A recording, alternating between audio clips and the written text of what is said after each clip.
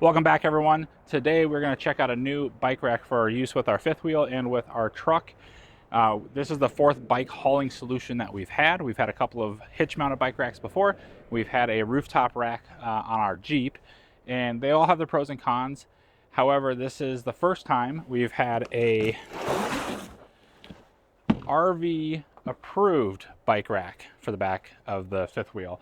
After doing a ton of research online, we've never had problems, but after having done a ton of research online, I've read enough horror stories of people's bike racks snapping, bikes falling off, causing accidents.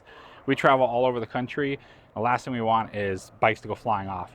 From doing the research, there's a lot more force on the back of the fifth wheel when the bikes are bouncing around because it's so far behind the axle that we figured it's time to do the upgrade. So we're going to unbox this guy today. We'll take a look at it. We'll see what we think. The box is a little ratty. I haven't opened it yet, but you can see it looks like somebody else did. It did not survive shipping very well. But we'll open it up. Hopefully all the parts are there. We'll put it on the back of the trailer and we'll let you know what we think. So the box has been retaped like 5 times. So we'll see if we can actually do this thing today. One of the cool things about this rack is it does come with its own locking cable. It's not super high security, but we got some instructions. I'm going to stick those in my pocket so they don't blow away. And we got the rack. Some more parts in here.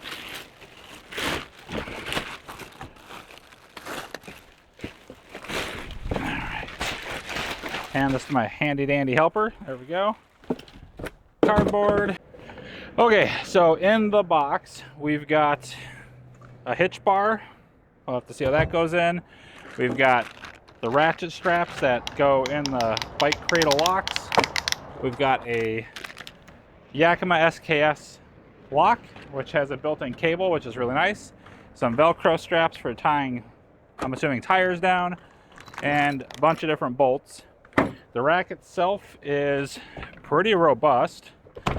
Nice, solid, welded all the way around. Yeah, feels pretty solid. So we'll put this thing together and take a look at it. Okay, I just got this thing put together. Thought I'd point out a couple things that might be helpful for you. I needed a couple different tools to do this. I needed a 18mm wrench. I needed a 3/4 inch socket, and I needed a Siri, no one's talking to you. Okay. I needed a 15/16 inch socket and a torque wrench. These bolts need to be torqued to 65 Newton meters. And this one, once we put it on the back of the RV, needs to be torqued down to 80 Newton meters.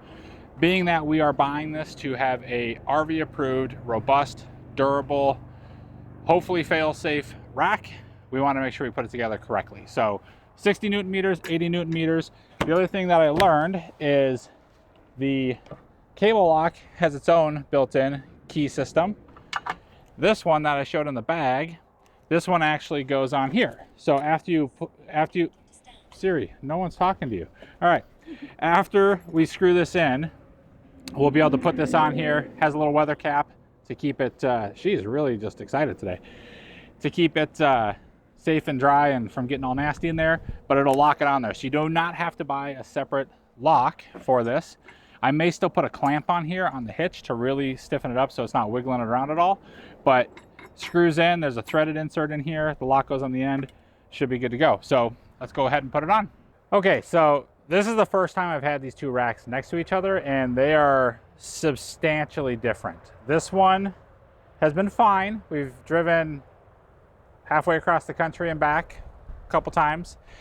This one is massive. It is so much heavier and so much beefier.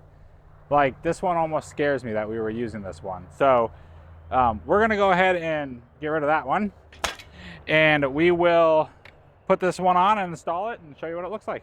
All right, we got it mounted. It is bolted through with the bolt that comes with it. It's torqued down to 80 Newton meters. It's got the lock that clips right on here. Pretty slick setup. However, the little cap, you might not be able to see this, but the little cap that covers the opening of the lock likes to pop off on its own. So I'll probably have to tape that down or something so it just keeps the dirt out of there. But I was thinking I was gonna have to put a clamp on here to just stiffen it up. However, with that bolt tightened down, it doesn't really move, and I'm shaking the whole RV right now. So we'll see. I might have to do that. We'll put the bikes on here And so far it seems really solid and robust. It does have its own built-in lock system, so you can weave it through the bikes, click it on there and lock up with the same key system. And we will see how it goes traveling with it, and we'll post an update as to how it's done for us and if we've had any issues with it. And I might do a separate video that talks about the different types of bike racks that are available. There's very, very, very few that are actually RV rated. Yakima LongHaul is one of them. Thule or however you say it has one. However, that rack is, if you put it on the back of the RV, the instructions say that you have to limit it to you have to take off 40% of its capacity, which basically makes it only good for carrying 2 bikes. We need to carry 4. This one has a limit of 37.5 pounds per bike. That added up plus the hitch, that added up plus the rack is still under our hitch rating for this hitch. So looks pretty promising, and we will let you guys know with an update how it works for us. Thanks for watching.